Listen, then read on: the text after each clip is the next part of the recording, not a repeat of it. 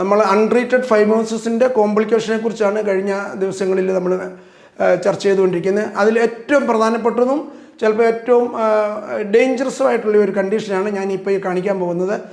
ഇതൊരു പ്രീ മലിഗ്നൻ്റ് കണ്ടീഷനാണ്.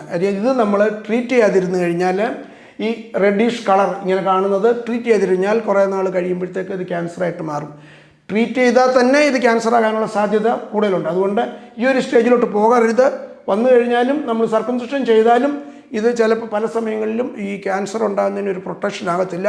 അതുകൊണ്ട് ഇങ്ങനൊരു കണ്ടീഷൻ കാണിച്ചത് ഈ കണ്ടീഷനിലോട്ട് പോകരുത്. അതിന് മുമ്പ് തന്നെ ഇത് ട്രീറ്റ് ചെയ്തോണം. ഇതിനാണ് എരിത്രോപ്ലേസിയ. റെഡിഷ് കളർ വരും. ആദ്യം എന്നാൽ ചിലപ്പോൾ നമ്മൾ നോക്കുമ്പോൾ ഫൈമോസിസ് ചെറിയ ഇൻഫെക്ഷൻ വരുമ്പോൾ ഈ മൊത്തമായിട്ടൊക്കെ ഇങ്ങനെ ചുമന്നിരിക്കും, അല്ലെങ്കിൽ പഴുപ്പ് വരും, അങ്ങനെയാണ്. പക്ഷെ ഇങ്ങനൊരു പാച്ച് വന്നാൽ ഇതൊരു എരിത്രോപ്ലേസിയ എന്ന് പറയുമ്പോഴത്തേക്ക് ഇത് ഒരു പ്രീ മലിഗ്നൻ്റ് ആയിട്ടുള്ള കണ്ടീഷനാണ്. ഈ കണ്ടീഷൻ വന്നു കഴിഞ്ഞാൽ ഒട്ടും നമ്മൾ താമസിപ്പിക്കാതെ ഉടനെ തന്നെ അതിന് ട്രീറ്റ്മെൻറ്റ് എടുക്കണം. ട്രീറ്റ്മെൻറ്റ് എടുത്തു കഴിഞ്ഞ് സർക്കംസിഷൻ ചെയ്ത് കഴിഞ്ഞാൽ ഇത് കംപ്ലീറ്റ് ഹീൽ ചെയ്യുന്നിടം വരെ ഇത് ഒബ്സർവ് ചെയ്തുകൊണ്ടിരിക്കണം. ഓയിൻമെൻറ്റ് ആവശ്യമുണ്ടെങ്കിൽ കൊടുക്കണം.